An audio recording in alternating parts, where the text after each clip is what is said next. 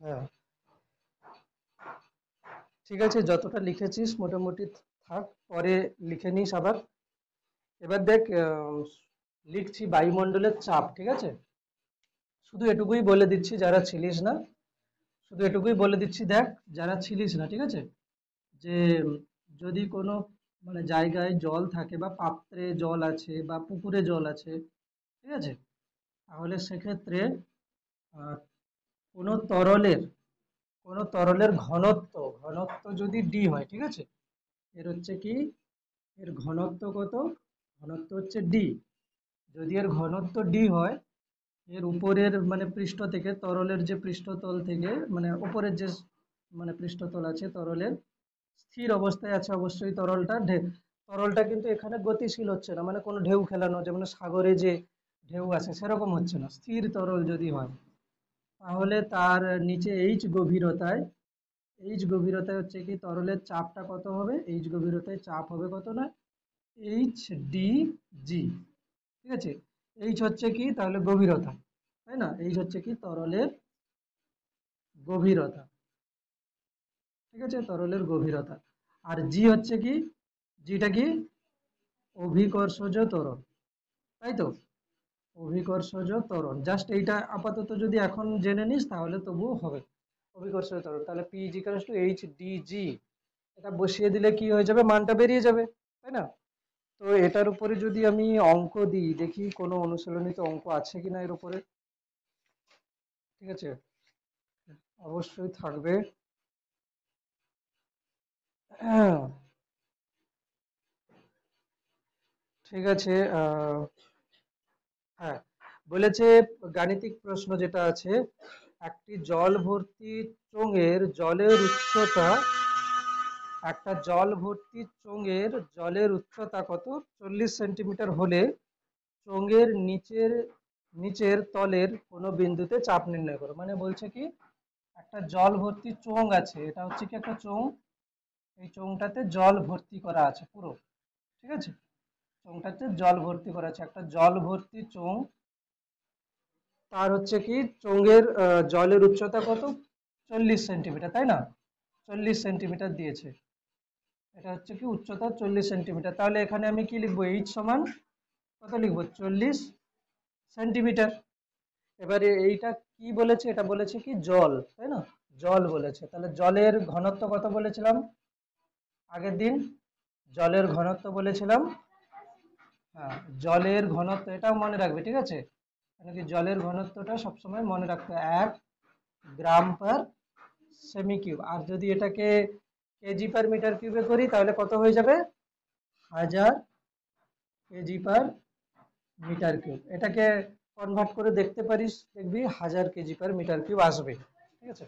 হ্যাঁ, হ্যাঁ করেছিলাম, তাহলে এটা হচ্ছে কত না, 1000 কেজি পার মিটার কিউব হচ্ছে, তাহলে এখানে আমি কত নেব, ডি এর ভ্যালুটা মানে ঘনত্বের ভ্যালুটা, এখানে আমি কত নেব, ডি এর ভ্যালু কত নেব এখানে, বল, এখানে ডি এর ভ্যালু কত নেওয়া উচিত, এখানে ডি এর ভ্যালু 1 গ্রাম পার সেমি কিউব নেব না 1 কেজি পার মিটার কিউব নেব, কোনটা নেব, কেন, কেন কি এই যে যে জলের যে গভীরতাটা সেটা কিসে আছে, সিজিএস সেন্টিমিটারে আছে না, সিজিএস এ আছে, এই জন্য আমাকে ঘনত্বটাও কিসে নিতে হবে, সিজিএস এ নিতে হবে। যদি উচ্চতা মিটারে থাকতো তাহলে কি নিতাম, ডিটাকে কেজি পার মিটার কিউবে নিতাম। আচ্ছা, জি, জি এর ভ্যালু কত নেব, জি, জি এর ভ্যালু, অভি অভিকর্ষজ ত্বরণের মান হয় কত না, 9.8 মিটার পার সেকেন্ড স্কোয়ার হয়, আবার এটা কত হয়, 980 কি হয় সেন্টিমিটার পার সেকেন্ড স্কোয়ার, এটা হলো এসআই এককে, এটা এসআই এককে, ঠিক আছে, আর এটা হচ্ছে কি সিজিএস এককে, যেহেতু পুরোটা সিজিএস এ হচ্ছে তাহলে এখানে কি নেব, সিজিএস এই নেব, তাহলে 980 কি হবে সেন্টিমিটার পার সেকেন্ড স্কোয়ার। তাহলে আমি এই এই যে যে তরল ভর্তি করা আছে এর নিচে এই বিন্দুতে চাপ বার করতে পারবো, কোন ফর্মুলা দিয়ে যাবে, ওই formula, P is equals to H D G, তাই না, P is equals to H D G, ভ্যালুটা বসিয়ে দেবো, কত হবে, এইচ এর ভ্যালু কত, 40 সেন্টিমিটার, তাই না, সেন্টিমিটার আমি লিখছি না এখন, ডি এর ভ্যালু কত 1, আর জি এর ভ্যালু কত 980। আচ্ছা, এগুলো সব সিজিএস এককে, সিজিএস এককে চাপের একক কি হবে? সিজিএস এককে আমরা কি জানি? চাপ সমান বল বাই, যদিও এটা হচ্ছে কি লম্ব বল, মানে ঘাত বল, চাপ সমান ঘাত বল বাই ক্ষেত্রফল। মানে ঘাত বল কি বলতো, আগের দিন বলেছিলাম ঘাত বল হচ্ছে, ধরো এটা হচ্ছে কি এই পৃষ্ঠের উপরে বল প্রয়োগ করছি, এই বলটা এরকম হচ্ছে কি পৃষ্ঠের উপরে পড়েছে, মানে পৃষ্ঠের সঙ্গে লম্ব নয়, তাহলে এটাকে আমি এমনি বল বলবো। যদি কোনো বল এই পৃষ্ঠের সাথে লম্ব ভাবে পড়ে তাহলে সেটাকে কি বলবো? ঘাত বল, আগের দিন বলেছিলাম। তো সেই ঘাত বল বাই ক্ষেত্রফল, ঘাত বল মানে কি একটা বল তো হচ্ছে, সেটা শুধু লম্ব ভাবে পড়ছে। তাহলে চাপের একক কি হবে? চাপের সিজিএস একক কি হবে? চাপের সিজিএস একক কি হবে? চাপের সিজিএস একক হবে কত? চাপের সিজিএস একক হবে কত? ডাইন পার সেন্টিমিটার স্কয়ার, তাই না? আর এসআই একক কি হবে? এসআই একক হবে কি? এসআই একক হবে metre, newton per metre square. তাহলে এখানে যদি মানে আমার হচ্ছে ক্যালকুলেশন আসে, তাহলে এই ক্যালকুলেশনে আমি এককটাকে কি লিখবো? ডাইন পার সেন্টিমিটার স্কয়ার, তাই না? এটাকে মুছে দিচ্ছি। এখানে যে ভ্যালু আসবে, মানে চাপের যে মান আসবে, এটা হচ্ছে ক্যালকুলেট করলে মান আসবে, আর একক কিসে আসবে? ডাইন পার সেন্টিমিটার স্কয়ার। কারণ কি আমি সিজিএস এককে করেছি, তাই না? যদি সব সব যদি এসআই এককে করতাম তাহলে চাপের একক কি আসতো? Newton per metre square. Newton per metre স্কয়ারকে আরেকটা জিনিসও বলে, কি বলে? পাস্কাল বলে, তাই না? পাস্কাল বলে, নিউটন পার মিটার স্কয়ারকে এটাকে কি বলে? পাস্কালও বলে। ঠিক আছে, নিউটন পার মিটার স্কয়ারকে পাস্কালও বলে অনেকে। তো আপাতত এখানে এরকমই থাকছে, তো এটাকে টুকে নে। ঠিক আছে, টুকে নে পুরোটা। এবার পড়া হচ্ছে কি না, বায়ুমণ্ডলের চাপ।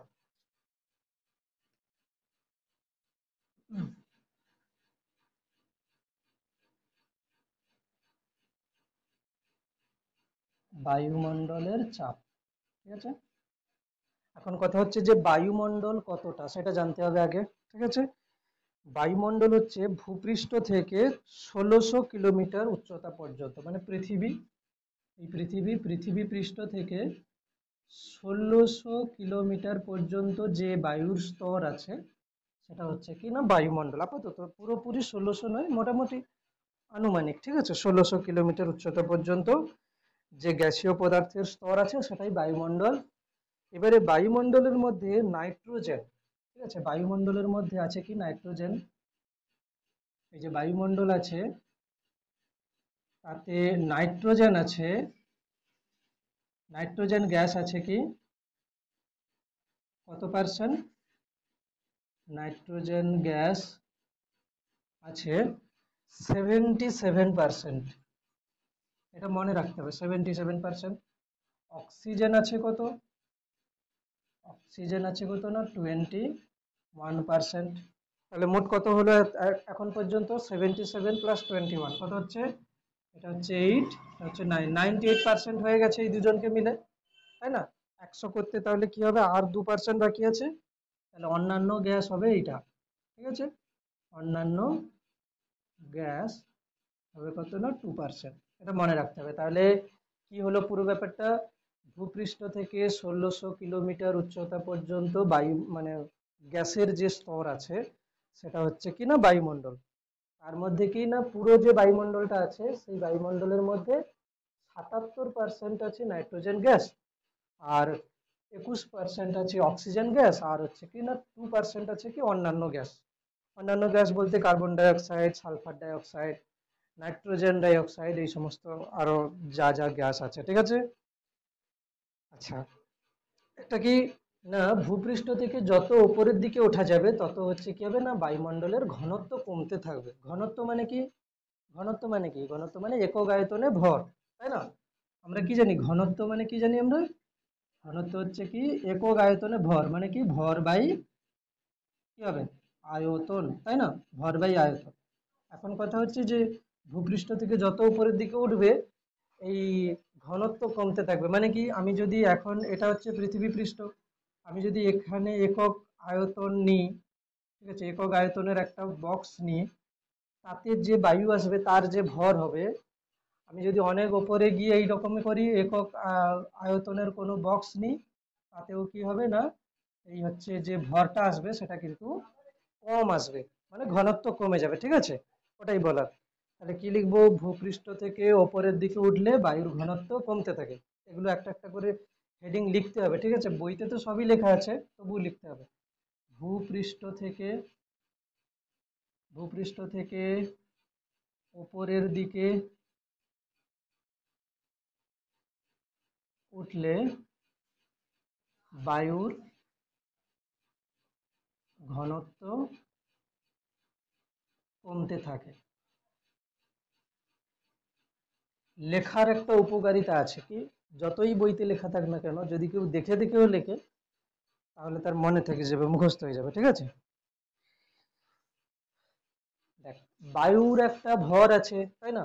মানে বায়ুতে যে মানে হচ্ছে গ্যাসীয় কণাগুলো আছে, তাদের ভর আছে। তাহলে যার ভর আছে তার ওজনও থাকবে।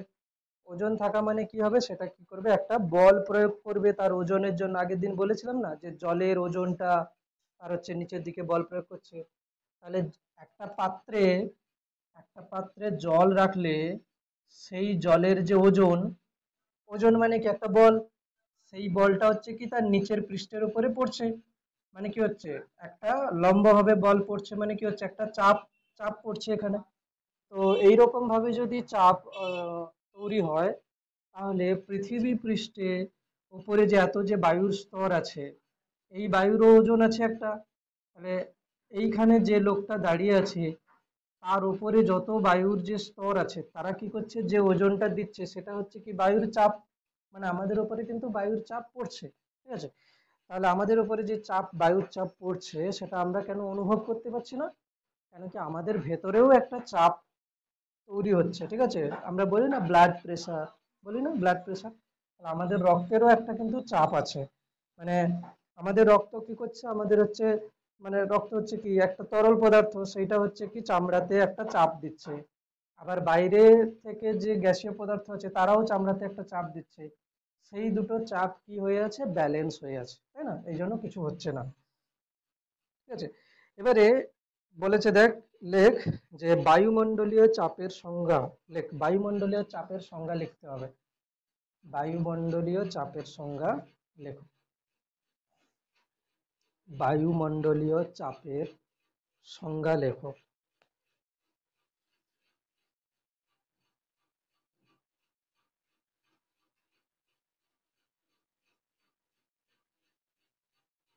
আচ্ছা, ওটা লেখ, বায়ুমণ্ডল প্রমাণ বায়ুমণ্ডলীয় চাপ।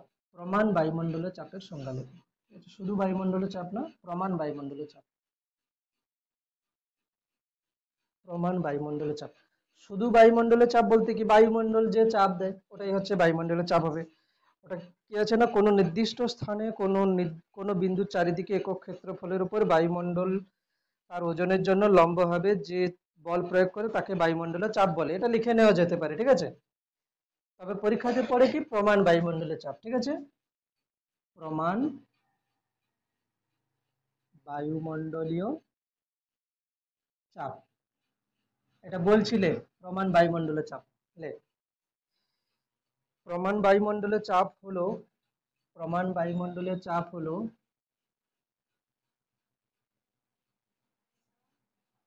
প্রমাণ বায়ুমণ্ডলের চাপ হলো প্রমাণ বায়ুমণ্ডলের চাপ হলো সমুদ্র পৃষ্ঠে, কোথায় যেতে হবে, সমুদ্র পৃষ্ঠে, সমুদ্র পৃষ্ঠে 45 ডিগ্রি অক্ষাংশে, এটাকে পুরো মুখস্থ করতে হবে, অক্ষাংশে, সমুদ্র পৃষ্ঠে 45 ডিগ্রি অক্ষাংশে 0 ডিগ্রি সেন্টিগ্রেড উষ্ণতায়, 0 ডিগ্রি সেন্টিগ্রেড উষ্ণতায় আর কি না, 76 সেমি পারদ স্তম্ভের, 76 সেমি পারদ স্তম্ভের চাপের সমান, ঠিক আছে? মানে প্রমাণ বায়ুমণ্ডলের চাপটা কি হচ্ছে না, সমুদ্র পৃষ্ঠে 45 ডিগ্রি অক্ষাংশে যেতে হবে, মানে পৃথিবীর অক্ষাংশ হয়, তাই না? অক্ষাংশ হয় আর কি হয়, দ্রাঘিমাংশ হয়, তাই তো? জানিস তো এটা অক্ষাংশ, সেই অক্ষাংশ কত না 45 ডিগ্রি অক্ষাংশ দিতে হবে। আর কি 0 ডিগ্রি সেন্টিগ্রেড উষ্ণতায় আসতে হবে, এসে কি করতে হবে না এই যে 76 সেমি একটা পারস্তম্ভের চাপ যদি আমি নিই, মানে 76 সেমি পারস্তম্ভ বলতে কি এরকম করে করে নিতে পারিস যে একটা এরকম একটা হচ্ছে কি চোঙ নিলি, নিয়ে কি করলি এটাতে এরকম করে 1 সেমি 2 সেমি 3 সেমি করে করে 76 সেমি পারদ ভরে দিলি, ঠিক আছে। 76 সেমি এখানে কত আছে পারদ, এখানে ভর্তি করা আছে 76 সেমি পারদ, এটা আছে কি না পারদ। তাহলে সেটা তার নিচে কত চাপ প্রয়োগ করবে, সেই চাপটা হচ্ছে বায়ুমণ্ডলের চাপ। এখন আমি যদি তোকে পারদের ঘনত্ব দিয়ে দিই, তাহলে নিশ্চয়ই পারদের চাপটা বার করতে পারবি, হ্যাঁ কি না। আমি বলছি কি পারদের যে ঘনত্ব সেটা কত বলে দিচ্ছি, পারদের ঘনত্ব হচ্ছে কত, পারদের ঘনত্ব হচ্ছে 13.6 গ্রাম পার সেমি কিউব, ঠিক আছে। এটা হচ্ছে কি পারদের ঘনত্ব 13.6, তবে হচ্ছে খুব মানে হচ্ছে যদি অ্যাকুরেট নেওয়া যায় 13.596 গ্রাম পার সেমি কিউব। তবে আমরা হচ্ছে 599টা আছে বলে কি করি 5টাকে 6 লিখে দিই, ঠিক আছে, এটাকে রাউন্ডিং অফ বলে। তো আপাতত 13.6 নিয়ে কাজ করলেও হবে। তাহলে এটা যদি পারদের ঘনত্ব হয়, পারদের উচ্চতা কত দেওয়া আছে এখানে, কত দেওয়া আছে 76 সেমি। জি এর মান তো আমরা জানি কত 980 সেন্টিমিটার পার সেকেন্ড স্কোয়ার, কেন কি এটা সিজিএসে হচ্ছে। তাহলে চাপের মানটা বার করে ফেল, গুণ টুন করে কত হচ্ছে, কি এককে আসবে ডাইন পার সেন্টিমিটার স্কোয়ার এককে আসবে, তাই তো, কেন কি সিজিএস না, ডাইন পার সেমি স্কোয়ার এককে আসবে। তাহলে চাপের মানটা বার কর, কি কি আসবে এখানে, পারদের এইচ, এইচ হচ্ছে কত, চাপের চাপের এটা কি মানে হচ্ছে ফর্মুলা কি এইচ ডিজি, তাই না। এইচ ডিজি যদি হয় তাহলে এইচ এর মানটা কত এখানে, এইচ এর মানটা হচ্ছে 76 সেন্টিমিটার, ডি হচ্ছে কত 13.6 নিচ্ছি আমি, নিয়ে কাজ করছি 980, এটা কি হবে ডাইন পার সেন্টিমিটার স্কোয়ার, তাই না। এটাকে ক্যালকুলেশন করলে কত আসবে মনে রাখতে হবে, ঠিক আছে, ক্যালকুলেশন করলে কত আসবে সেটা মনে রাখতে হবে। কেন কি এই ক্যালকুলেশন যেভাবেই দিক না কেন, ক্যালকুলেশনের পরে যে রেজাল্ট আসবে সেটা আসবে কত 1.013, এরপরে না লিখলেও চলে 25 আছে, ইন্টু 10⁶ ডাইন পার সেন্টিমিটার স্কোয়ার। তবে অনেকে 1.013 পর্যন্ত রেখে ছেড়ে দেয়, ঠিক আছে। তবে এটুকুই লিখতে পারি, তাহলে বায়ুমণ্ডলে প্রমাণ বায়ুমণ্ডলের চাপ কত হচ্ছে, প্রমাণ বায়ুমণ্ডলীয় চাপ হচ্ছে কত না 1.013 ইন্টু 10⁶ ডাইন পার সেমি স্কোয়ার, এটা মুখস্থ রাখতে হবে, প্রমাণ বায়ুমণ্ডলের চাপ।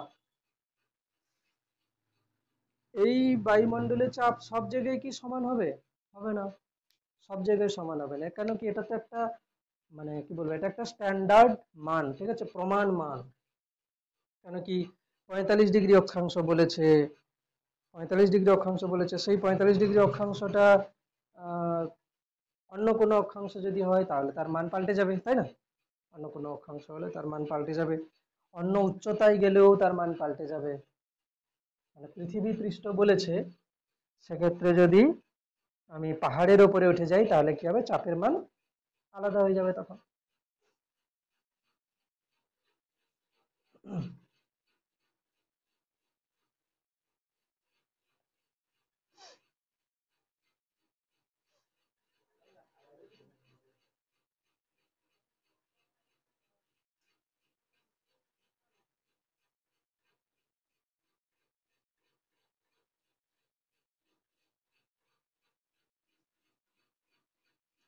এখানে আরো অ্যাকুরেট মান কিরকম দেওয়া আছে দেখ, সবগুলো যদি পুরো অ্যাকুরেট মান লিখতে বলে, যদি অ্যাপ্রক্সিমেট না বলে, তাহলে পারদের ঘনত্ব কত 13.596 গ্রাম পার সেন্টিমিটার কিউব।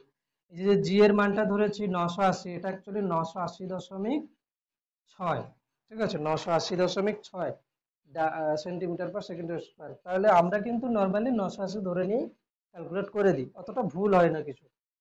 আর এখানেও তাই 1.01325 1.01325 ইন্টু 10⁶ তবে আমরা কি করি 1.013 পর্যন্ত রেখে দিই, দিয়ে কাজ করি। আচ্ছা, আরেকটা জিনিস হচ্ছে কি, এই যে যে 10⁶ ডাইন পার সেন্টিমিটার স্কোয়ার না, এটাকে আমরা বলি 1 বার। ঠিক আছে, মানে বার হচ্ছে কি একটা চাপের একক।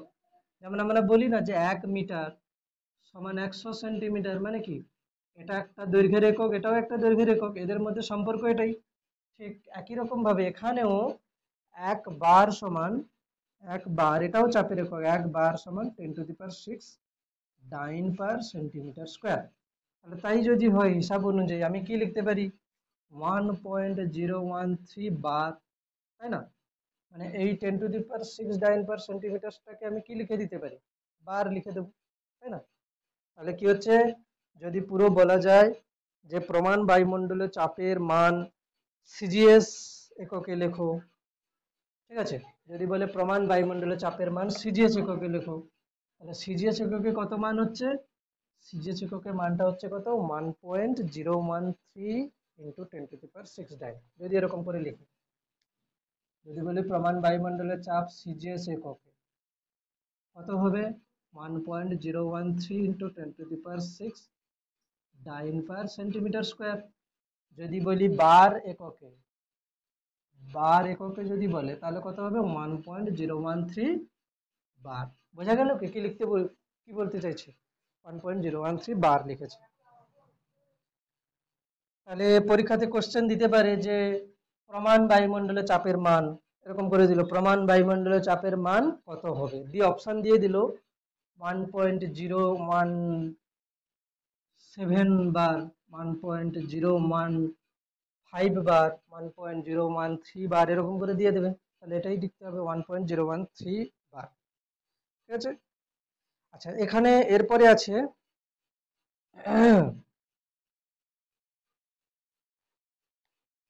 14 ব্যারোমিটার। ঠিক আছে, আর কি কি আছে দেখে নিই একবার।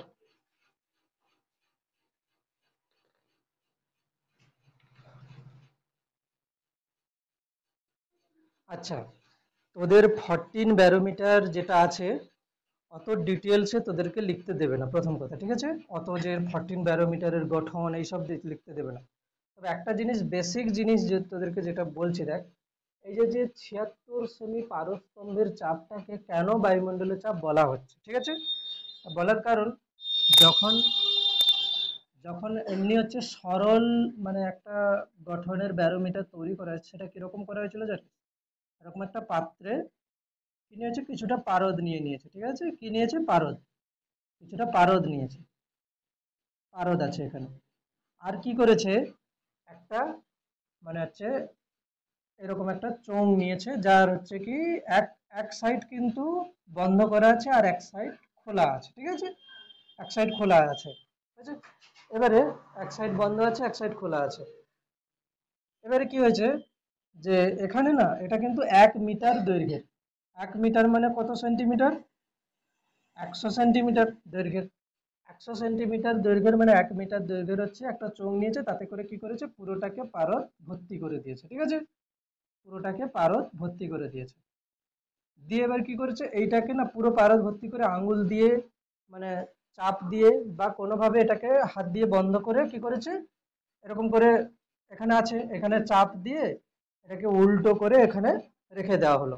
দেখতে পাচ্ছিস কি বলছি, উল্টো করে রেখে দেওয়া হয়েছে, মানে কিরকম, মানে এই রকম করে চোঙটাকে রাখা হয়েছে, যার উপরের দিকটা কিন্তু বন্ধ আছে, আর কি হচ্ছে নিচের দিকটা। আচ্ছা, তাহলে কি হচ্ছে, প্রথমে পারদটাকে ভর্তি করেছে, ভর্তি করে কি করেছে, হাত দিয়ে বন্ধ করেছে এখানে, দিয়ে উল্টো করে নিয়ে এসে এখানে রেখে দিয়েছে, ঠিক আছে। হাত দিয়ে বন্ধ করার কারণ কি, যাতে করে কোনো বাতাস টাতাস না ঢুকে যায়, পুরোটাই পারদ থাকে। এবারে এইখানে যখন উল্টো করে রেখে দিয়েছে, তখন এবার দেখতে পাচ্ছে কি, যে এটা তো, এটা হচ্ছে কি পুরো পুরো 1 মিটার দৈর্ঘ্যের, তো এটা হচ্ছে কি যে পারদ স্তম্ভ মানে 100 সেন্টিমিটারের, 100 সেন্টিমিটারের চোঙ ছিল এখানে। এবার সেখানে দেখা যাচ্ছে কি, এর যে নাম্বারিং করা থাকে, এখানে থাকে কত না, 0 0, এটা 1 2 3 4, এরকম করে করে করা থাকে, ঠিক আছে, 100 পর্যন্ত করা আছে এখানে। এবারে যেই এরকম করে ডুবিয়ে দিল, দেখতে পাচ্ছি কি পারদটা না নিচের দিকে নেমে আসছে কিছুটা, নামতে নামতে কি হলো, 76 সেন্টিমিটার ধরে এটা এটা 76 সেন্টিমিটারের লাইন, 76 সেন্টিমিটার লাইন পর্যন্ত কি আছে, পারদটা আছে, আর উপর থেকে পারদটা কি হচ্ছে, নেমে চলে এসছে, ঠিক আছে, পারদটা নেমে চলে আসছে। তো এইখানে তাহলে ওপরে কি আছে, এই ওপরে ওপরে কি আছে না, পারদ বাষ্প আছে, ঠিক আছে। এটাকে কি বলে, এটাকে বলে টরিসেলির শূন্যস্থান। কি বলে, টরিসেলি, টরিসেলির শূন্যস্থান। এই টরিসেলির শূন্যস্থানে কি থাকে, টরিসেলির শূন্যস্থানে পারদ বাষ্প থাকবে, মনে থাকবে, এটা কোশ্চেন দেয়, পারদ বাষ্প থাকে। তাহলে টরিসেলির যে শূন্যস্থান সেটা কত থাকে না, পারদ বাষ্প থাকে। এবারে তাহলে এখানে কি বোঝাচ্ছে দেখ, এখানে বোঝাচ্ছে যে এই যে যে 76 সেমি পারদটা আছে, তাহলে 76 সেমি পারদের যেটা সেটা কি হবে, এইখানে 76 সেমি পারদ স্তম্ভের জন্য চাপ প্রয়োগ হবে এই নিচে। এখন কথা হলো যে 76 সেন্টিমিটারে কেন এসে দাঁড়িয়ে গেল, কেন 50-এ এসে দাঁড়ালো না, তাই না, বা 80-তে কেন দাঁড়ালো না, এর কারণ হচ্ছে কি, দেখ এইখানে যে পারদটা রাখা আছে, এইখানে তো বায়ুর চাপও পড়ছে, হ্যাঁ কি না, বায়ুর চাপ দিচ্ছে তো, এই বায়ুর চাপ, এই যে যে পারদ স্তম্ভ আছে এখানেও বায়ুর চাপ পড়ছে উপরের দিকে। মানে হয় কি, চাপ আমি বলেছিলাম কোন বিন্দুতে চাপ কোন দিকে হয়, সব দিকে, তাই না, কোন বিন্দুতে চাপ কোন দিকে হয়, সব দিকে। আমি যদি বলি যে এটা হচ্ছে আমার পারদ, মানে যে নল আছে তাতে পারদ আছে, এখন এখানে 76 সেন্টিমিটারের জন্য পারদ কোন দিকে চাপ দিচ্ছে, এখানে নিচের দিকে, তাই না। এবারে এখানে যে বায়ু যে কণা, এখানে মানে হচ্ছে বায়ুর যে, বায়ু কিন্তু সব জায়গাতে চাপ দিচ্ছে, এখানে বায়ুর চাপ কোন দিকে হবে, উপরের দিকে, তাই না। তো কি হচ্ছে, এই দুটো চাপ কি হয়ে যাবে, ব্যালেন্স হয়ে যাবে, মানে কি বায়ুর যে চাপ সেটা 76 সেন্টিমিটার পারদ স্তম্ভের যে চাপ তাকে ব্যালেন্স করে দিয়েছে বলে 76 সেন্টিমিটারে পারদ স্তম্ভটা দাঁড়িয়ে গেছে, ঠিক আছে, 76 সেন্টিমিটারে পারদ স্তম্ভটা দাঁড়িয়ে গেছে।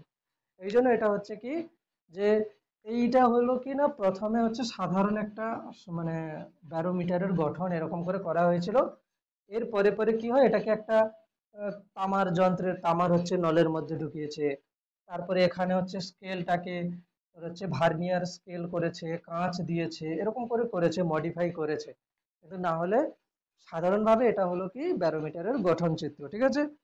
এবারে এই গঠন চিত্রটাতে কিরকম না, যে এখানে 76 সেন্টিমিটার না হলে দেখাচ্ছে, অন্য জায়গায় তো 76 সেন্টিমিটার নাও দেখাতে পারে। আমি ধরো জলের ভেতরে চাপ মাপতে চাই, তখন আমি কি করবো, জলের ভেতরে নিয়ে যাব, সেখানে দেখা গেল কত না, জলের ভেতরে সেখানে দেখা গেল কত, 80 সেন্টিমিটারে পারস্তম্ভটা দাঁড়িয়ে গেছে। তাহলে ওখানে আমি কি ভাববো, যে ওইখানে চাপ হবে কত, 80 সেন্টিমিটারকে এরকম করে ক্যালকুলেট করব, করলে চাপ চলে আসবে, তাই তো, এরকম করে হচ্ছে। এবারে লেখ যে ব্যারোমিটারের সাহায্যে আবহাওয়ার পূর্বাভাস, বলে হেডিং দে, ব্যারোমিটারের সাহায্যে আবহাওয়ার পূর্বাভাস।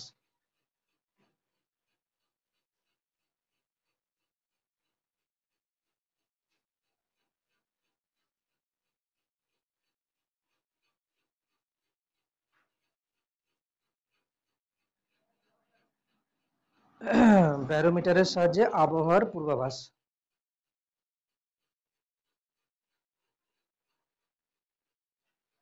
আচ্ছা, আমরা যখন বলি যে বৃষ্টি হবে আজকের, বা বৃষ্টি বর্ষাকালে, আমরা খবর তো শুনেছিস, খবরে কি বলে, যে নিম্নচাপ হয়েছে, বলে না, নিম্নচাপ হয়েছে বলে, ঠিক আছে, নিম্নচাপ হয়েছে বলে। এবারে নিম্নচাপের কারণ কি, নিম্নচাপ কেন বলছে, ঠিক আছে, নিম্নচাপ বলার কারণ যে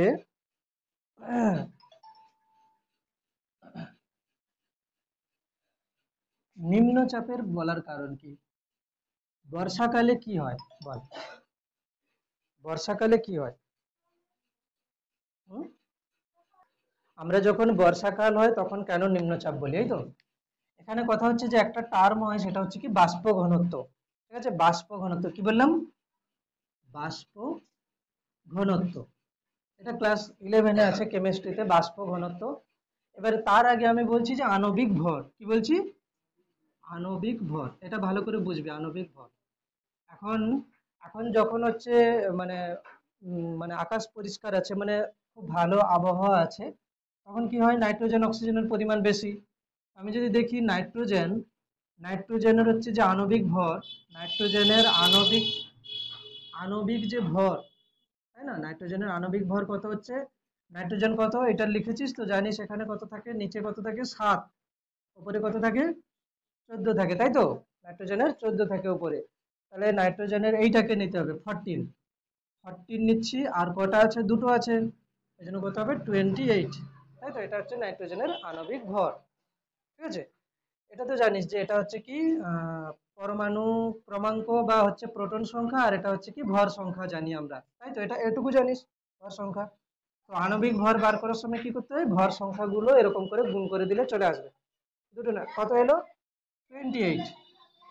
আর যদি বলি অক্সিজেন, অক্সিজেনের আণবিক ভর যদি বলি, অক্সিজেনের ওপরে কত থাকে 16 থাকে, নিচে থাকে 8, তাহলে অক্সিজেনের কত হচ্ছে 16 গুণিতক 2 মানে কত হচ্ছে 32 হচ্ছে, তাই না। তো এদেরকে মোটামুটি এরকম করে আসছে এদের আণবিক ভর। আচ্ছা, বাষ্প ঘনত্ব হয় কত না, বাষ্প ঘনত্ব সমান কি হয়, আণবিক ভর বাই 2। ঠিক আছে, আণবিক ভর বাই 2। তাহলে যদি আমি নাইট্রোজেনের বাষ্প ঘনত্ব বার করি কত আসবে, 28/2 মানে কত হচ্ছে 14। অক্সিজেনের যদি বার করি কত আসবে, 32/2 মানে কত হচ্ছে 16। এইবারে গল্প হচ্ছে কি যে আমি নিম্নচাপ কেন বলবো, নিম্নচাপ বলার কারণ হচ্ছে কি, এখানে যখন বাতাস মানে হচ্ছে বর্ষাকালে বাতাসে জলীয় বাষ্প হচ্ছে মানে কি জল, তাই না, এই জলের আণবিক ভর কত হচ্ছে বার কর দেখি।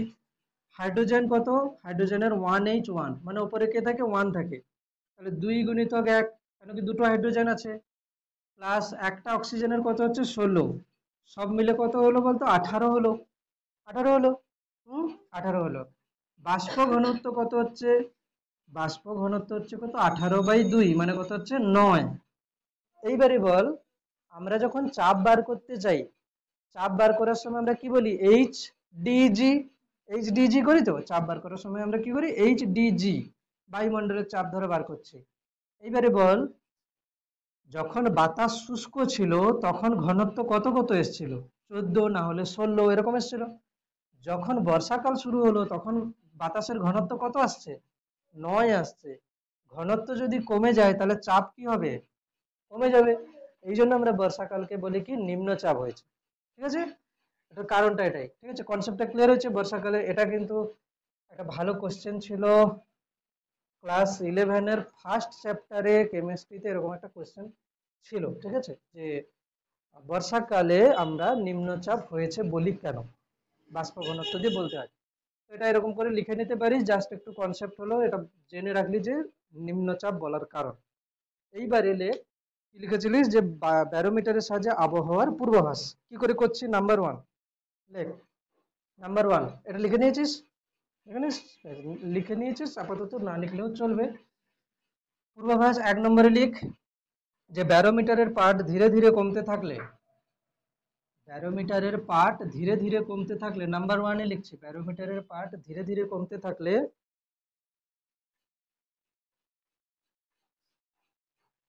বলা যায় বৃষ্টিপাত হতে পারে।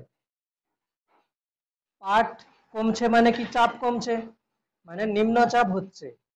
নিম্নচাপটা কিরকম হচ্ছে, আস্তে আস্তে আস্তে আস্তে। ঠিক আছে, ধরো কিরকম, ধরো দেখলাম যে আজকের 2-3 দিন মানে 2 দিন 3 দিন ধরে ধরে দেখছি কত, প্রথম দিনে দেখছি কত না, যখন মানে ভালো আবহাওয়া আছে 76-এ আছে, কালকে দেখছি কত না কমে গিয়ে ধরো 72 হয়েছে, তারপরে দেখলাম 70 হয়েছে, তারপরের দিন তারপরে দেখছি কত 60 হয়েছে, এরকম করে করে আস্তে আস্তে আস্তে আস্তে কমছে, মানে পরপর এরকম কমতে থাকলে কি হবে, যে বলা যায় বৃষ্টিপাত হতে পারে।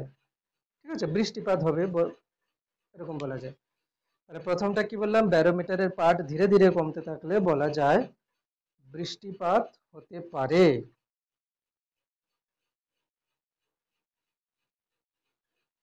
মানে এখান থেকে কোশ্চেন দিতে পারে যে বায়ুমণ্ডলের চাপ যদি ধীরে ধীরে কমে তাহলে কি হতে পারে, বৃষ্টিপাত হতে পারে। আচ্ছা, এরপরের পয়েন্টে লেখ ব্যারোমিটারের পাঠ হঠাৎ কমে গেলে, ব্যারোমিটারের পাঠ হঠাৎ কমে গেলে ব্যারোমিটারের পাঠ হঠাৎ কমে গেলে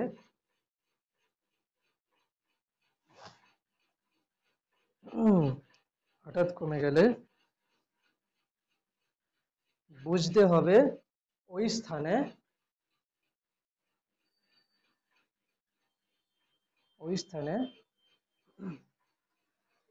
হঠাৎ নিম্নচাপের সৃষ্টি হয়েছে।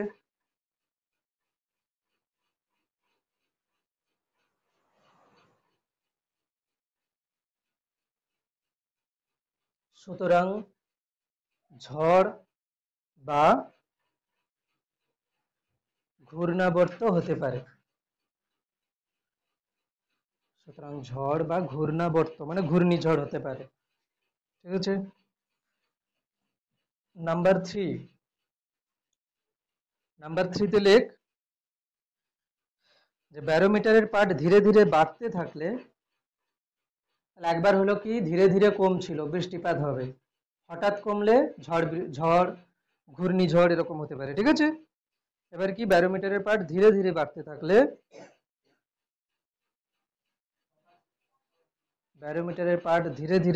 থাকলে, বুঝতে হবে বায়ুতে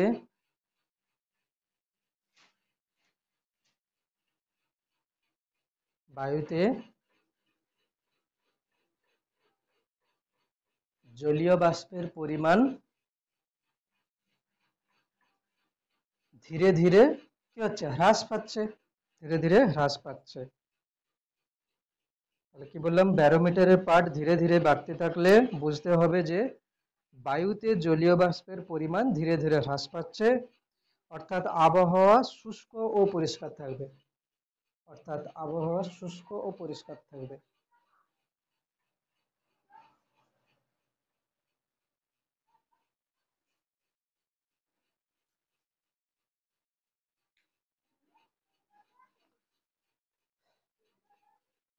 বুঝলে? 4 নম্বর, ব্যারোমিটারের পাঠ হঠাৎ বেড়ে গেলে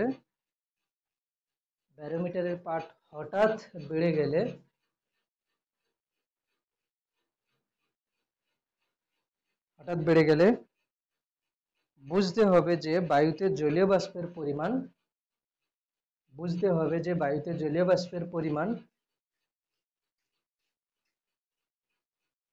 অনেকটাই কমে গেছে, অর্থাৎ বৃষ্টি হওয়ার কোনো সম্ভাবনা নেই।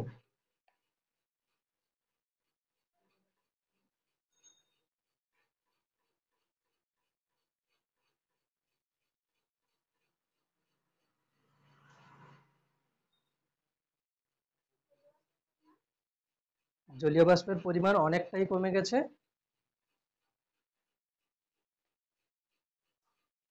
অর্থাৎ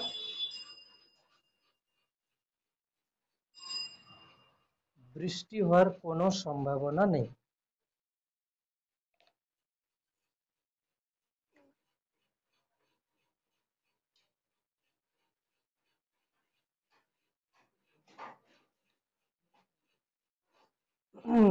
হয়েছে, বুঝতে পেরেছিস?